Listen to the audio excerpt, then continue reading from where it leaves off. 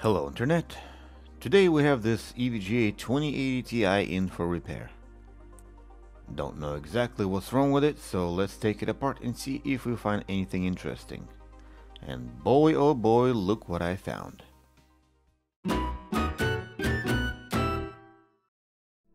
A nut that was stuck inside a thermal pad. My guess is this nut was shorting the RAM area because it was sitting directly on top of the solder pads here.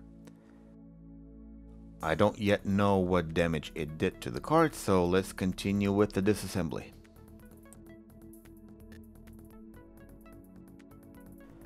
Okay, let's see if we have any shorts. No short on 12, no short on 3.3, no short on these connectors, no short on any of these coils. Fuse is good, this fuse is good, no short, no short. 15 on memory, PEX okay, 1.8 no short, data line looked the same.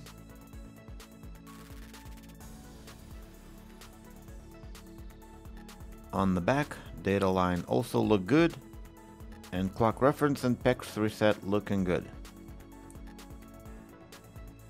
Okay, let's power it on and see what we have. 1.5 amp, that's good. We have 1.8. Do we have PEX? Yes. Memory? Oops, no memory. I also noticed the amp draw dropped low. That's very interesting. We seem to be having a new symptom. Let's look at it again. Yep, that must be GPU Ebola. Maybe loose connection? Nope, that doesn't help. Yet as soon as I touch this area, power cuts off. So what are we losing here? We have 5 volt, 1.8. Next is the core, and there's nothing on it, which means we are losing core, and then PEX and memory as a result.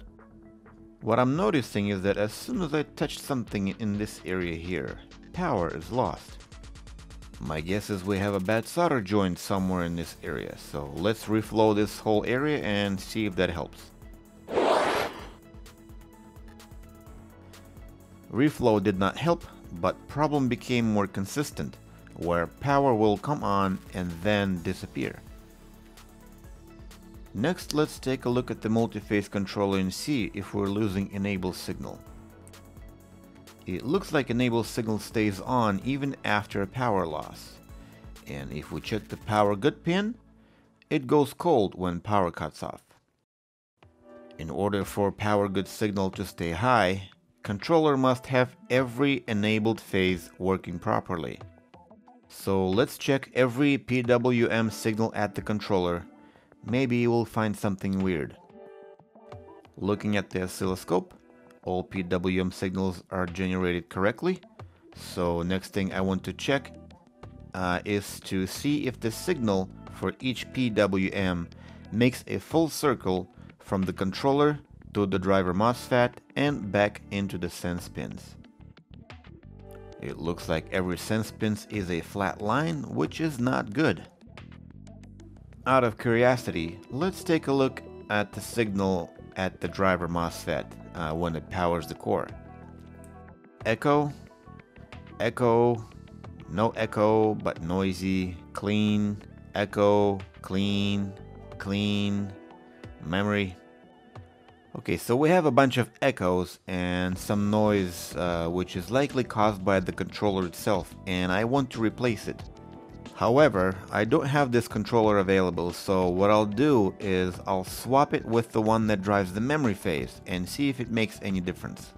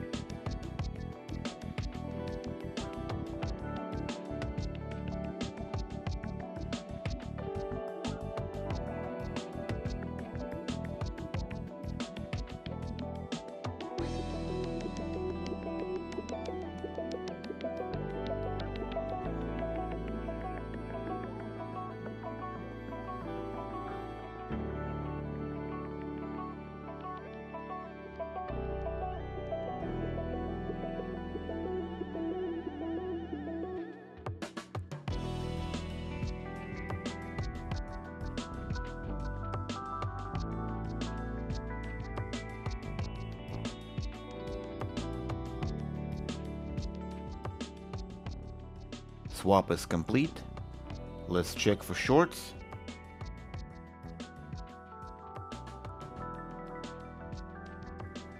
No shorts was found, so let's power it on and see if anything changed.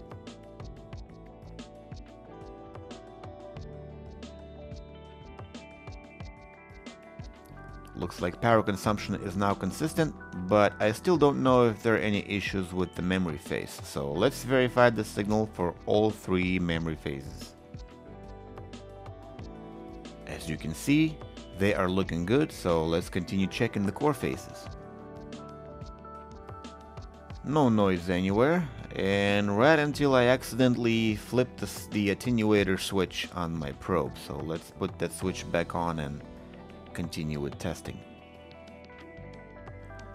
Time to boot the card and run some tests, but you may be wondering, how come this bad controller works from memory? Since memory uses only 3 out of 8 phases, my guess is that we got lucky and it uses those 3 phases that are working on that controller. In any case, let's power it on and see if it works. And we have no picture.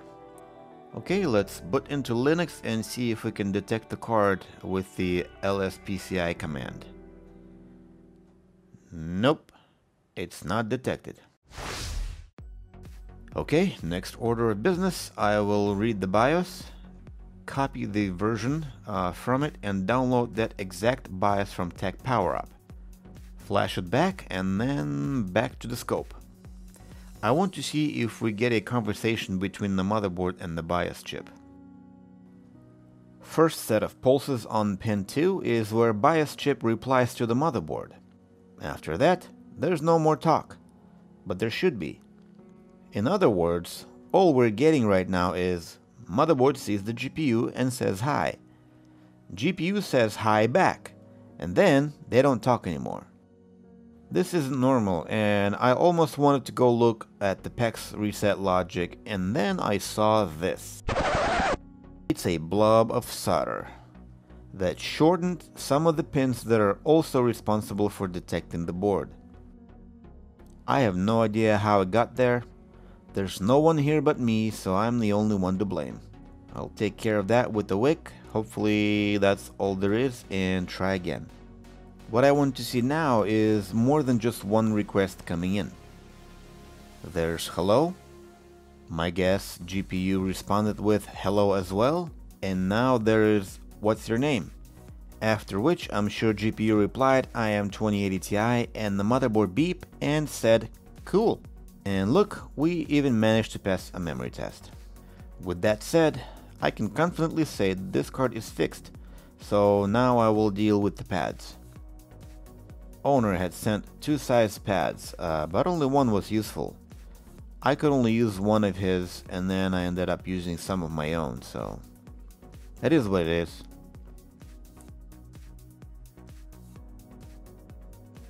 At that point, I wasn't even sure why he included these pads.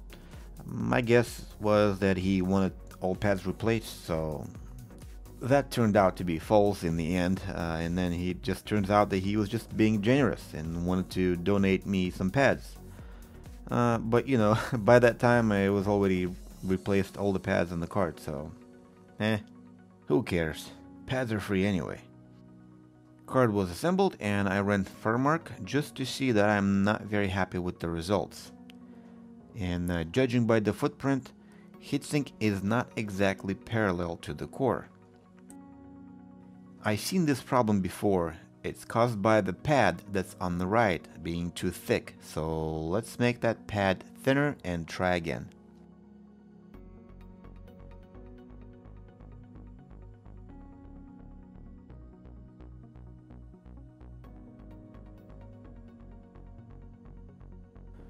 This looks a lot better, but only test will show the truth, so let's load Firmark and see what we get. 65 on the core, 81 on the hotspot. In comparison to an RTX Titan, we are running 5 degrees lower. 3 degrees lower than the Founders Edition, so my guess, this is as good as we can get.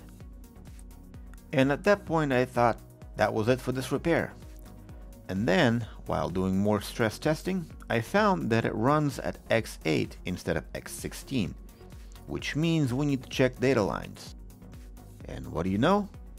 We have one signal missing. That signal goes directly under the core, so next thing to do is to lift the core and check for connections.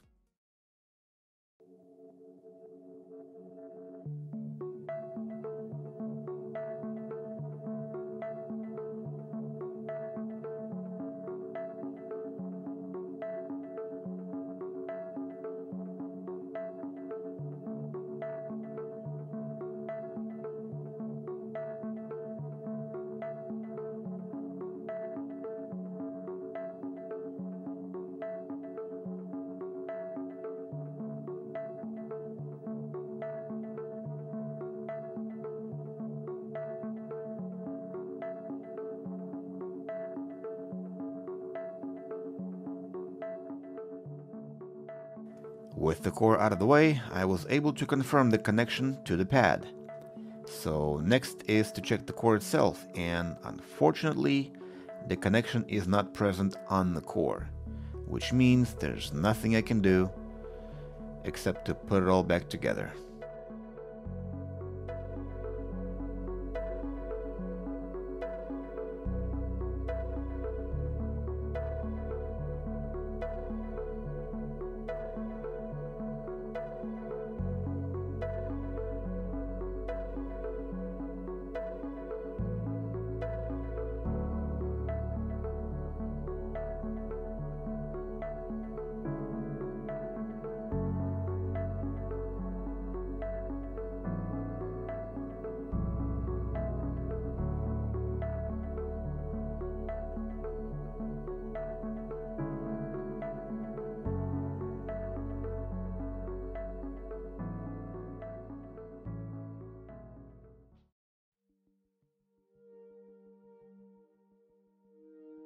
I will apply a sticker before the assembly so that way it'll serve as a reminder to whoever is gonna try to fix it next.